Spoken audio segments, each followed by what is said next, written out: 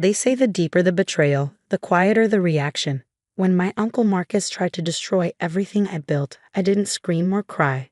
I simply reached for the hidden file that would bring our entire family's empire crashing down around his ears. My name is Emily Chen, and at 32, I had transformed Chen Innovations from a struggling software consultancy into an $80 million technology powerhouse. Not that my Uncle Marcus ever gave me credit for it. In his eyes, I was still the naive girl who'd inherited 30% of the company when my father died 6 years ago. The morning everything changed started like any other at our sleek downtown headquarters.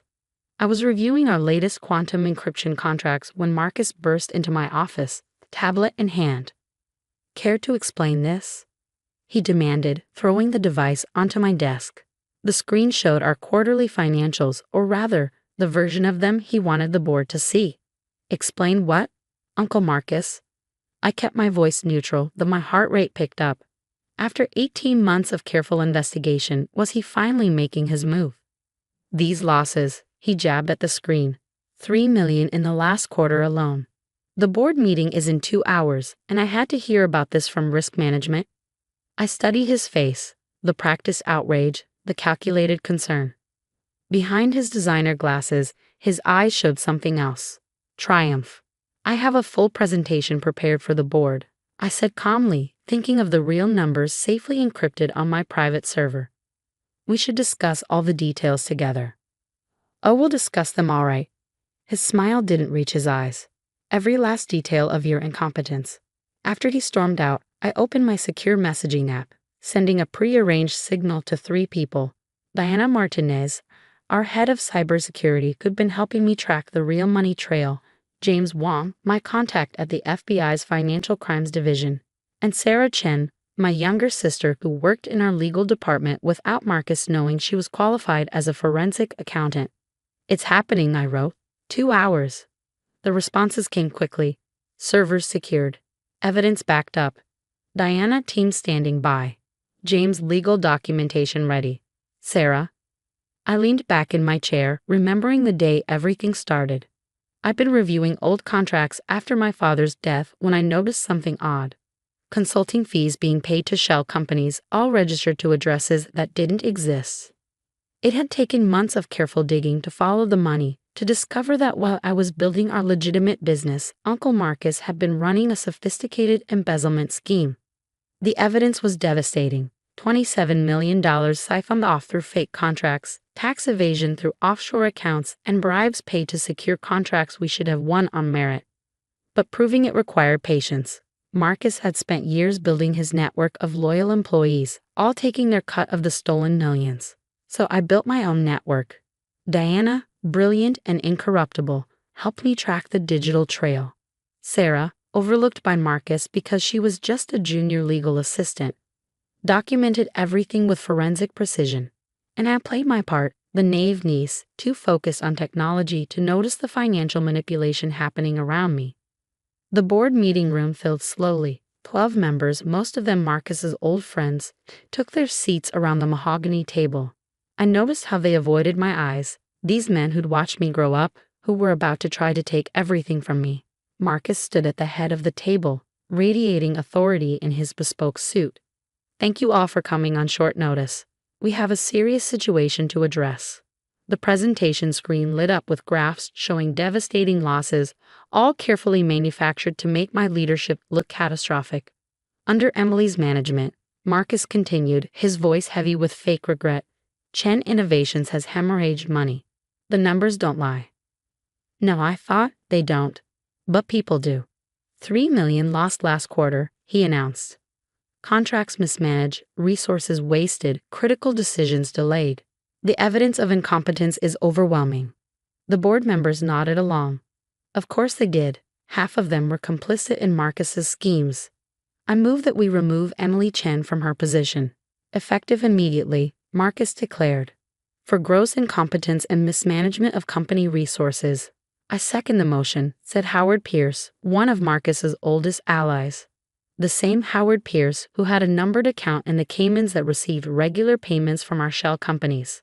Marcus turned to me, triumph gleaming in his eyes. "Emily, do you have anything to say in your defense?"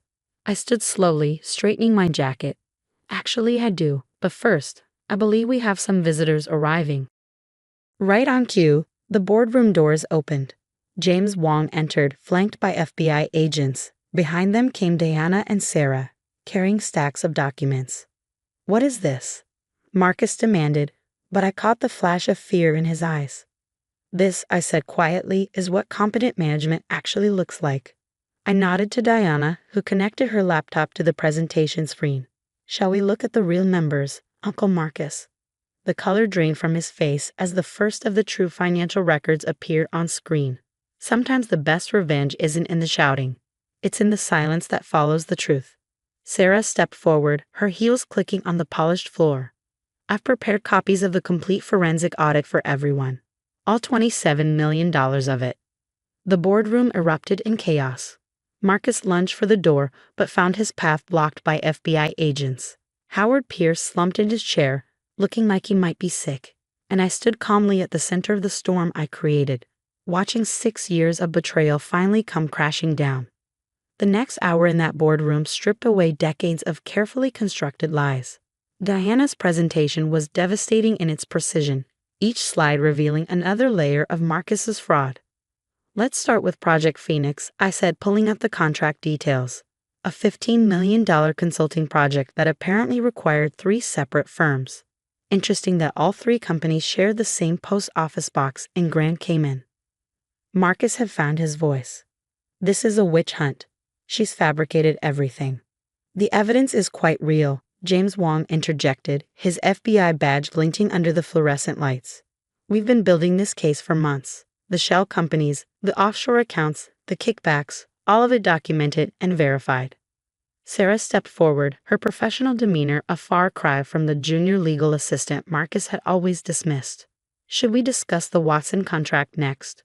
The one where $3 million in consulting fees went to a company owned by your wife's brother." Howard Pierce suddenly developed an intense interest in his shoes.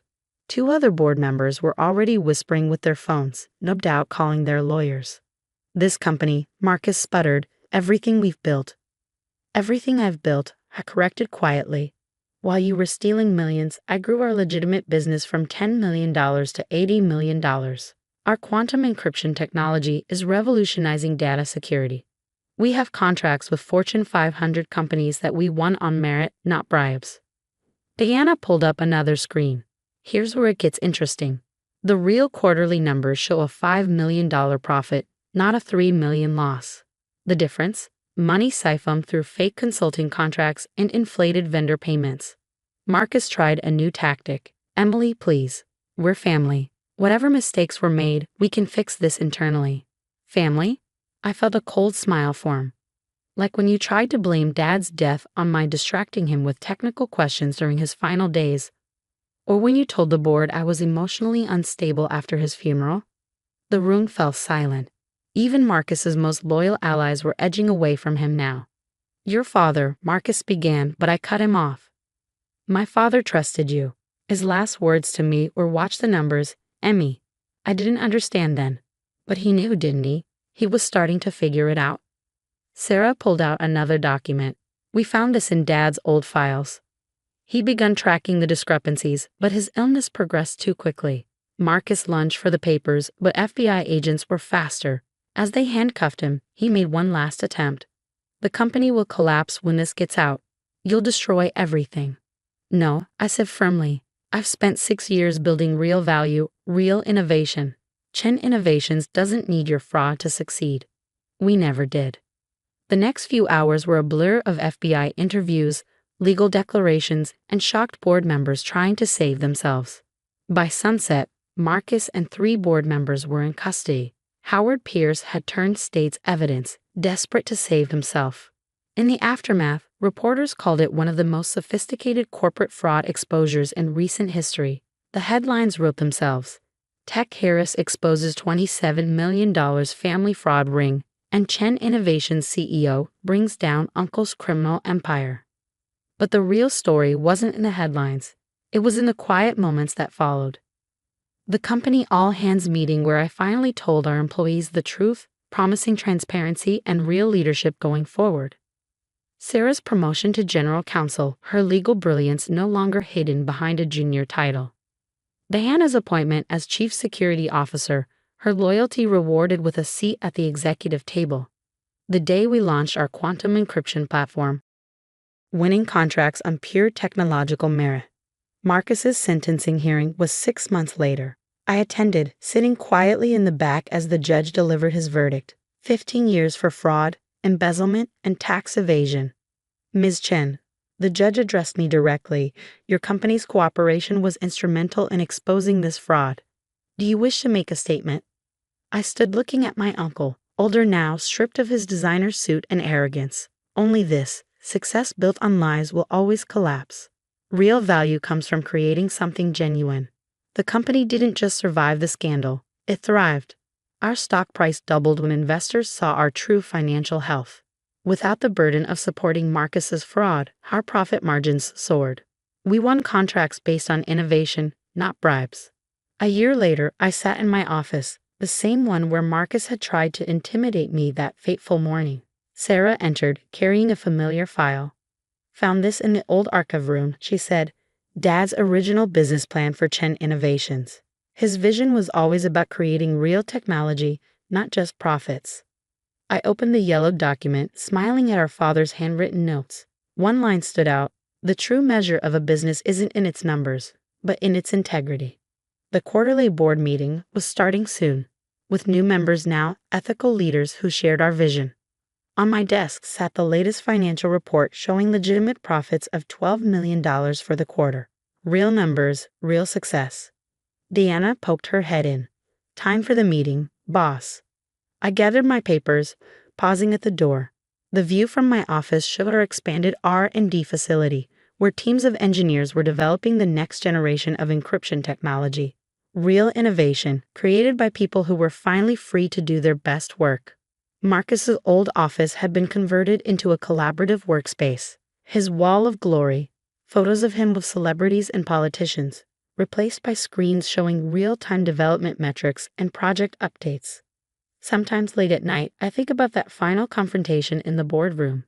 About Marcus's face when he realized his niece, the one he dismissed as naive and incompetent, had been 10 steps ahead of him all along. But mostly, I think about Dad's words. Watch the numbers, Emmy. He taught me that true success isn't about quick profits or clever schemes. It's about building something real, something that lasts.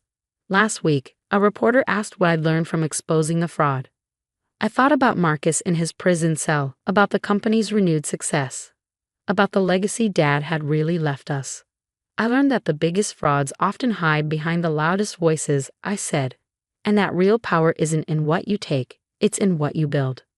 Chen Innovations continues to grow, but now it grows cleanly, ethically, built on innovation rather than deception. Every quarter, I review the numbers personally, the real numbers, honoring Dad's last lesson about vigilance and integrity. And in my desk drawer, I keep 2 things: Dad's original business plan and a copy of Marcus's conviction notice. One shows how to build something real. The other shows what happens when you choose lies instead. The choice, as always, is in the numbers. And now, finally, all our numbers are true.